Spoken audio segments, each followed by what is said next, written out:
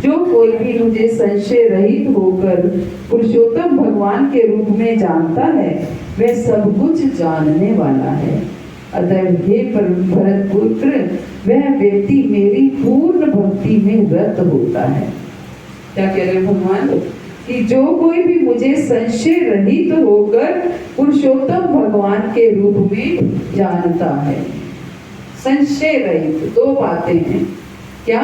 एक तो संशय रहित होकर और एक पुरुषोत्तम भगवान के रूप में जो मुझे जानता है। संशय रहित का अर्थ क्या है?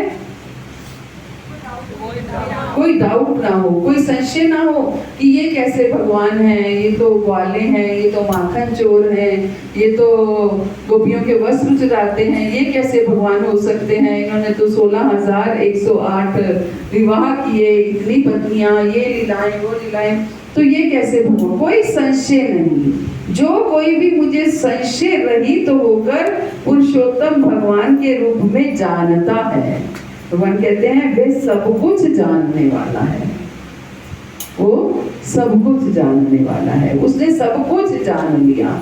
जो मुझे परम पुरुष भगवान के रूप में जानता है, परम पिता परमेश्वर के रूप में जानता है, उसने सब कुछ जान लिया। अतः हे भरत पुत्र, वह व्यक्ति मेरी पूर्ण भक्ति में रत रहता है।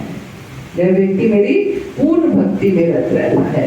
हम पूर्ण भक्ति में रत कब नहीं हो पाते बताइए?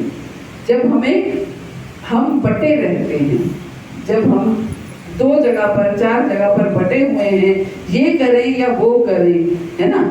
संशय रह जाता है। नवरात्रे आए हैं तो अब नवरात्रे करें अब या ये करें, अब और कोई फेस्टिवल आ गया तो ये करें या वो करें, इसमें हम बट जाते हैं जहाँ पर, तो वहां पर संशय आने लगता है कि क्या करना चाहिए। तो भगवान क्या कह रहे हैं कि संशय रहित होकर अनन्य भक्ति के लिए भगवान इस श्लोक में बता रहे हैं। अनन्य भक्ति, अनन्य भक्ति का अर्थ क्या है? अन्य और कोई नहीं, अन्य और कोई नहीं, केवल मेरी। भगवान कहते हैं केवल मुझे, मुझ पर अपनी शरणागति, पूर्ण शरणागति से मुझ में समर्पित हो जाओ। बहु नाम जन्म नामन्ते ज्ञानवान मान प्रबद्धते वासुदेवा सर्वमिति स महात्मा सुदुर्लभा। क्या कहते हैं? बहु नाम जन्म नामन्ते, बहु नाम जन्म, कोटि कोटि जन्मों के बाद कोई ऐसा महात्मा उत्पन्न होता है, कोई ऐसा महात्मा आता है जो ये समझ पाता है कि वासुदेवा सर्वमिति स महात्मा सुदुर्लभा। ऐसा महात्मा बहुत दुर्लभ है जो ये समझ जाए कि स्वयं वासुदेव ही सब कुछ है, कृष्ण ही सब कुछ है, कृष्ण ही सर्वे सर्वा है, कृष्ण ही सर्व कारणम है।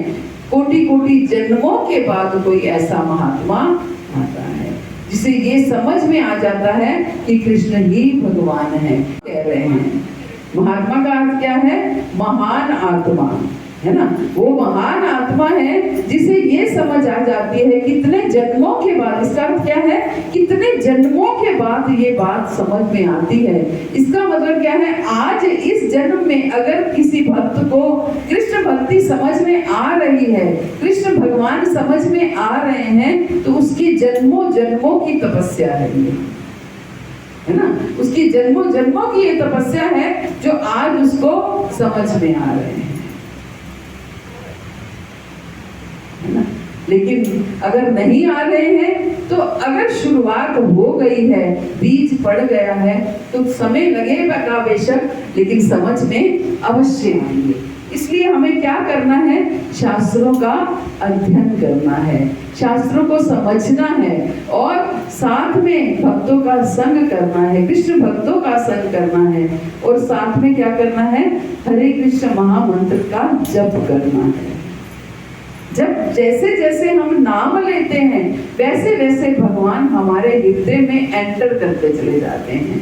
जो लोग भी भजन कर रहे हैं, जो लोग भी नाम जप कर रहे हैं, वो लोग ये महसूस करते होंगे कि जैसे जैसे नाम लिया जाता है वैसे वैसे शुद्धिकरण होता रहता है। और जब शुद्धिकरण होता है तो भगवान अपने आप समझ में आने लगते हैं। जो आज से कुछ समय पहले हमारे हृदय में संशय आते थे, आज वही संशय समाप्त हो जाते हैं, अपने आप समाप्त हो जाते हैं। आज से कुछ समय पहले हमारे मनों में भी संशय आते थे कि कृष्ण ऐसे क्यों हैं, कृष्ण ये लीला क्यों की, भगवान राम ने सीता मतलब मैं रामायण पढ़ना पसंद नहीं करती थी, मुझे रामायण बिल्कुल पसंद नहीं थी। ये सोच सोच के मैं रामायण नहीं पढ़ती थी कि सीता मैया का क्या दोष था, उन्होंने क्यों छोड़ा, भगवान राम ने उनको क्यों छोड़ा, है ना।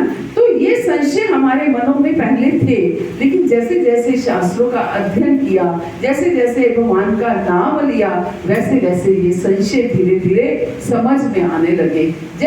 क्योंकि समझ में कैसे आने लगेंगे, जैसे जैसे नाम लेंगे शुद्धिकरण होगा, और जैसे जैसे शुद्धिकरण होगा वैसे वैसे भगवान की भगवत्ता समझ में आने लगेगी, है ना।